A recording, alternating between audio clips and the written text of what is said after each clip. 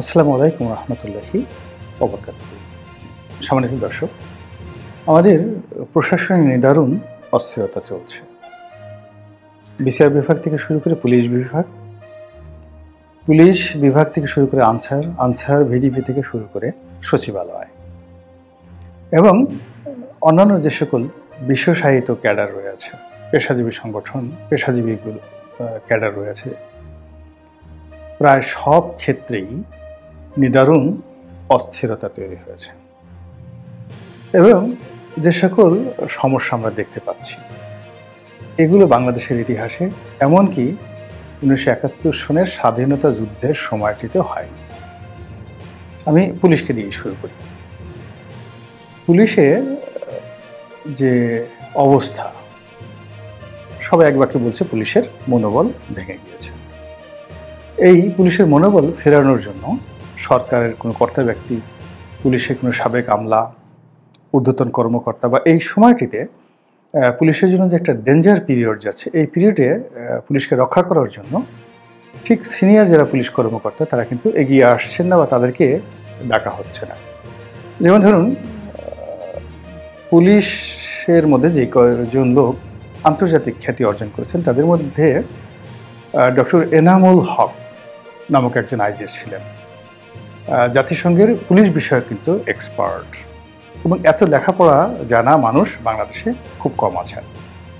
তো পুলিশ সংস্কার করতে চান এবং সেই ভদ্রলোক মানে কেবল রাজশাহীর খুব বিখ্যাত একটি পরিবারের সন্তান। তার ভাই সার্জেন্ট জহুরুল হক, ওই যে আমাদের যে জহুরুল হল, তো সেখানে যে সার্জেন্ট জহুরুল হক তার কিন্তু তিনি ভাই ডক্টর এনামুল হক। তার আরেক ভাই ছিলেন ব্যারিস্টার আমিনুল হক, যিনি মন্ত্রী ছিলেন, বিএনপির মন্ত্রী ছিলেন। তো ইটস এ নোবেল ফ্যামিলি। তো সেই ভদ্রলোক আছেন, আমাদের নূর মোহাম্মদ সাহেব আছেন, সাবেক আইজিপি নূর মোহাম্মদ সাহেব আছেন। আওয়ামী লীগ করেছেন, কিন্তু পুলিশে তার অবদান আছে, গ্রহণযোগ্যতা আছে, তার মোটিভেশনাল পাওয়ার আছে। এরপর আওয়ামী লীগ করেছেন, কিন্তু খুব ভালো অফিসার, খুবই ভালো অফিসার। যেমন আপনার মোখলেছুর রহমান ওরফে পান্না এডিশনাল আইজি ছিলেন। তারপর বিএনপির লকব দেওয়া, কিন্তু অফিসার হিসেবে তাদের যথেষ্ট সুনাম আছে এবং ইনফ্লুয়েন্স আছে, যেমন খান সাইদ হাসান। তারপর আকবর নামক এক ভদ্রলোক ছিলেন, আকবর ডিআইজি ছিলেন আকবর। তারপর আরেকজন ডিআইজি ছিলেন তৌহিদ সাহেব, র্যাবে তিনি পরিচালক ছিলেন, এডিশনাল আইজি হয়েছিলেন কিনা জানি না। তৌহিদ নামক খুব নামকরা এবং অনেস্ট অফিসার, এদের প্রচুর ইনফ্লুয়েন্স আছে। এমনকি বিএনপি জমানাতে খুব সমালোচিত হয়েছিলেন কোহিনূর। তো কোহিনূরও কিন্তু সমালোচিত হলেও অফিসার হিসেবে অসম্ভব মেধাবী এবং বাহিনীর মধ্যে তার কিন্তু অনেক যাকে বলা হয় ইনফ্লুয়েন্স আছে। যেমন ধরেন বেনজির, আপনি যত খারাপই বলেন না কেন, বেনজিরের কিন্তু বাহিনীর উপর একটা কমান্ড ছিল। তো তদ্রূপ বেনজিরকে আপনি যতই খারাপ বলেন, তদ্রূপ কোহিনূরকে আপনি যতই বদনাম করেন না কেন, কোহিনূরকে কিন্তু তার বাহিনীর উপর তার একটা ক্ষমতা আছে। তো এই যে পুলিশের একটা অন্ততপক্ষে বিভিন্ন সময়টিতে যারা দল করেছেন, যা কিছুই করেছেন, কিন্তু পুলিশ বাহিনীর মধ্যে যাদের গ্রহণযোগ্যতা আছে, ট্র্যাক রেকর্ড খুব হাই, তাদেরকে নিয়ে কিন্তু আসলে কোনো কমিটি করে এই পুলিশের মনোবল ফিরিয়ে আনার জন্য আজ পর্যন্ত কোনো ব্যবস্থা নেওয়া হয়নি। বরং ওই সঙ্গীতের ভাষার মতো, মানে সঙ্গীত কেমন, আপনার ভাব যেমন, মানে আপনি যদি খুব উচ্চাঙ্গ সঙ্গীত পছন্দ করেন তাহলে ওইরকম লাগবে, আপনি যদি ফোক ফ্যান্টাসি পছন্দ করেন তাহলে ওইরকম হবে। এখন পুলিশের যে নিয়োগ বদলি থেকে শুরু করে বড় বড় পদগুলো দখল করার ক্ষেত্রে বিএনপি, জামাত, আওয়ামী লীগ, মানে যার যেভাবে ভাব আছে, যার যেভাবে সম্পর্ক আছে, ওইভাবে কিন্তু তারা পদপদবি লাভ করে শুধুমাত্র বসে আছেন। কিন্তু কমান্ড পরিচালনা করার জন্য যে শক্তিমত্তা দরকার, যে ইনফ্লুয়েন্স দরকার, যে পরিবেশ দরকার, যে রাজনৈতিক সিদ্ধান্ত দরকার, এই জিনিসগুলো হচ্ছে না, ফলে কমান্ড ফেল করছে। কয়েকদিন আগে দেখলাম যে একটা প্রথম আলোতে এসছে যে একটা অনুষ্ঠানে, একটা রাজপথের একটা ঘটনায় অ্যাকশনে যাওয়ার জন্য যিনি ঊর্ধ্বতন কর্মকর্তা ছিলেন তিনি বারবার কমান্ড দিচ্ছিলেন অ্যাকশন, কিন্তু সাধারণ যারা সাব ইন্সপেক্টর ছিলেন তারা সেই কমান্ড ফলো করেন। এর কারণ হলো যে পুলিশের উপর যে স্ট্রেস গেছে, আগের যে রাজনৈতিক সরকারের অনেক কথা সাব ইন্সপেক্টর এবং কনস্টেবল লেভেল ও ইন্সপেক্টর লেভেলের যে সকল কর্তারা শুনেছেন, এসপি এবং অ্যাবভ লেভেলের যারা সুবিধাভোগী ছিলেন তাদের কথা মতো, তো তারা বেশিরভাগই কিন্তু গা ঢাকা দিয়েছেন, নিরাপদে শুয়ে পড়েছেন। কিন্তু বেচারা ওসিরা, সাব ইন্সপেক্টররা, কনস্টেবলরা যে পরিমাণ আহত হয়েছেন, যে পরিমাণ নিহত হয়েছেন, যে পরিমাণ অপমানিত এবং লাঞ্ছিত হয়েছেন, এটির একটি সুরাহা হতে হবে। এটা যাকে বলা হয় নিষ্পত্তি হতে হবে। আদারওয়াইজ এখানে কোনো রকম যাকে বলা হয় মনোবল ফিরে আসা, কমান্ড ফিরে আসা, এটা অসম্ভব একটা বিষয়। পুলিশের বিষয়টা বেশি আলোচিত হচ্ছে, এই জন্য আমি এখানে বললাম। এবং দেখেন সেখানে পুলিশের বিশৃঙ্খলাটা কি, অনেক পদ পদবি দখল করার জন্য একেবারে পুলিশ হেডকোয়ার্টারে এমন কিছু ঘটনা ঘটেছে এবং অনেক জুনিয়র কর্মকর্তা একেবারে সর্বোচ্চ কর্মকর্তাদের সঙ্গে যে অশালীন অশ্রাব্য ব্যবহার করেছেন, কথা বলেছেন, অঙ্গভঙ্গি করেছেন, কেউ কেউ শারীরিকভাবে লাঞ্ছিত করে থাকতে পারেন, আমি জানি না। সেটা নিয়ে ভীষণ রকম ফ্রাস্ট্রেশন পুলিশের মধ্যে এখন পর্যন্ত আছে। পুলিশের যা কিছু হচ্ছে তা পেপারে আসছে, কিন্তু তার চেয়ে আরও খারাপ হচ্ছে সচিবালয়, সিভিল অ্যাডমিনিস্ট্রেশনে।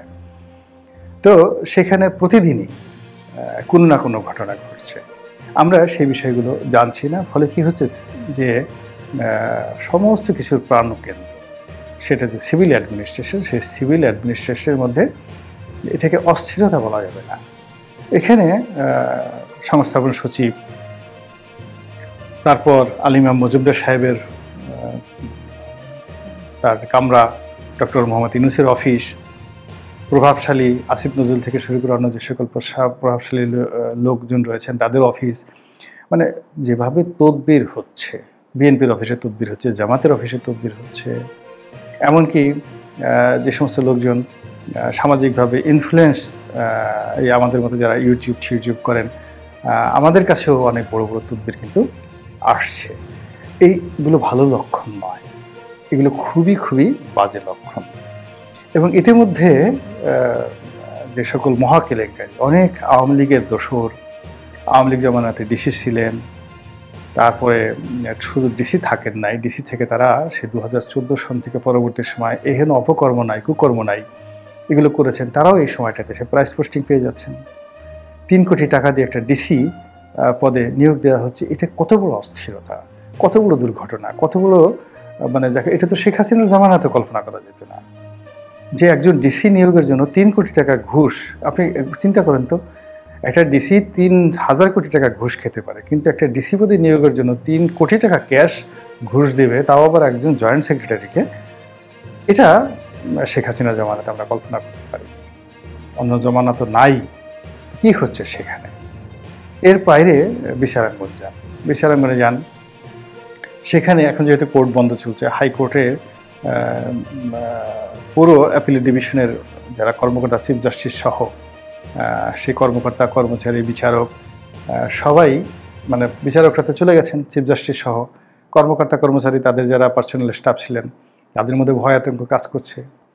এরপরে যারা স্থায়ী বিচারক হিসেবে আওয়ামী লীগ জমানাতে সার্ভ করেছেন তাদের মধ্যে এক ধরনের হতাশা কাজ করছে, চাকরি আছে না, নাই, থাকবে কি থাকবে না, চলতে পারবো কি পারবো না, যাবো কি যাবো না। এই জিনিসগুলো নিয়ে কিন্তু দেখেন বিচারাঙ্গনের সর্বোচ্চ পর্যায়ে বিদারুণ অস্থিরতা কাজ করছে। এগুলো নিয়ে আসলে খোলামেলা আলোচনা করতে হবে। তারপর নতুন বিচারক হওয়ার জন্য সে বিশাল লম্বা লাইন, সবাই ধরে নিয়েছে যে আওয়ামী লীগ জমানার সব বিচারপতিরা চলে যাবেন, চলে যাওয়ার পর নতুন বিচারক কারা হবেন, এবং এই জন্য সেই বিরাট তদবির, সেই তদবিরের জন্য বহু মানুষ বহু জায়গাতে ঘোরাফেরা করছেন। এবং এটার পরিণতি যে কোন পর্যায়ে গিয়ে পৌঁছবে, কি মানে জটিলতায় আমাদের যে মামলা মোকদ্দমা, এবং বিশেষ করে সরকারের সাথে যে সকল মামলা মোকদ্দমা রয়েছে আর্থিক সেক্টরে, অন্ততপক্ষে কয়েক লক্ষ কোটি টাকার রেভিনিউ সংক্রান্ত যে সকল মামলা রয়েছে, কাস্টমসের, পোর্টের, ভ্যাটের, তারপর শেষে শিপিংয়ের, বন্দরের, এই মামলাগুলোতে যদি জট লেগে যায় সরকার কিন্তু বিপদে পড়বে। এরপর ব্যাংকগুলোর যে মামলা রয়েছে নিম্ন আদালতে, বিশেষ করে অর্থ ঋণ আদালতে, এবং সেই মামলাগুলো যদি একটা জটিলতায় পড়ে, জট পড়ে, ব্যাংকগুলো এমনি দেউলিয়া অবস্থার মধ্যে পড়েছে, আরও খারাপ অবস্থার মধ্যে পড়ে যাবে। তো এভাবে সরকারি কর্মকর্তা কর্মচারী যারা আছেন তাদের সবার মধ্যে যে অস্থিরতা বিরাজ করছে, সেই অস্থিরতা ব্যাংকিং সেক্টরে। ব্যাংকিং সেক্টরে যে সকল পাবলিক, বাংলাদেশ ব্যাংক সহ যে সকল পাবলিক ব্যাংক রয়েছে সেখানে, প্রাইভেট ব্যাংকগুলো রয়েছে সেখানে নিয়োগ নিয়ে, বদলে নিয়ে, বোর্ড নিয়ে যা কিছু হচ্ছে, এটা স্বস্তিদায়ক নয়। এটা চেপে রাখতে যদি আমরা চাই, তাহলে সব কিছু একদিন হঠাৎ করে তাসের ঘরের মতো ভেঙে পড়বে। এই বিষয়গুলো নিয়ে খোলামেলা আলোচনা করতে হবে। সোনালী ব্যাংকে কি হচ্ছে, অগ্রণী ব্যাংকে কি হচ্ছে, জনতা ব্যাংকে কি হচ্ছে। আমি একটা বিষয় নিয়ে একটা ব্যাংকের, সরকারি ব্যাংকের ম্যানেজিং ডিরেক্টরকে ফোন করলাম। তো তিনি এতটা অসহায় বোধ করলেন, এবং পারে তো ভদ্রলোক কেঁদে দেন, পারে তো ভদ্রলোক, তাকে যদি সুযোগ দেওয়া হতো যে আপনি পালিয়ে যান, তো সে এক দৌড়ে নিউ ইয়র্ক পর্যন্ত পৌঁছে বা ইউরোপের কোনো দেশে পৌঁছে তারপর শেষে পিছনের দিকে তাকাবে, এমনি একটা অবস্থার মধ্যে আছে। অর্থাৎ প্রত্যেকটা মানুষ চেয়ারে বসে আছেন, কিন্তু চেয়ারের নিচে আগুন জ্বালিয়ে দেওয়া হয়েছে। তাই এই যে অসহায়ত্ব, এই যে অস্থিরতা, এই জিনিসগুলো বর্তমান যে সরকার আছেন তাদেরকে বুঝতে হবে।